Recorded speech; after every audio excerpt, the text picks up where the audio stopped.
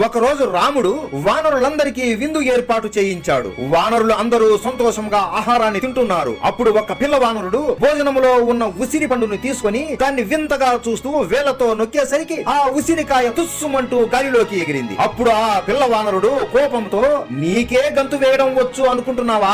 చూడు నా ప్రతాపం ఏంటో అని పైకి లేచి గాలిలోకి ఎగురుతాడు. వాణ్ణి చూసిన మరొక వానరుడు మరి కాస్త పైకి ఎగురుతాడు. తనని చూసిన ఇంకొక వానరుడు అతని కన్నా ఇంకొంచెం పైకి ఎగురుతాడు. ఈ విధంగా అక్కడున్న వానరులు అందరూ భోజనం చేయడం ఆపేసి ఒకరిని మించి ఇంకొకరు ఆకాశంలోకి ఎగురుతూ ఉంటారు. అంగదుడు, నీలుడు, సుగ్రీవుడు, జాంబవంతుడు అందరూ పైకి ఎగురుతున్నారు. హనుమంతుడు ఇది చూసి ఆశ్చర్యపోయి ఇదేమన్నా రాముడి ఆజ్ఞ ఏమో అనుకుని చిన్నగా ఒక కుప్పిగంతు వేశాడు. ఇదంతా చూసిన రాముడు అక్కడికి వచ్చి, హనుమా, అందరూ వాళ్ళ పూర్తి శక్తి ఉపయోగించి ఆకాశంలోకి ఎగురుతుంటే నువ్వు ఎందుకు చిన్న కుప్పిగంతు వేశావు అని అడుగుతాడు. అప్పుడు హనుమంతుడు వినయం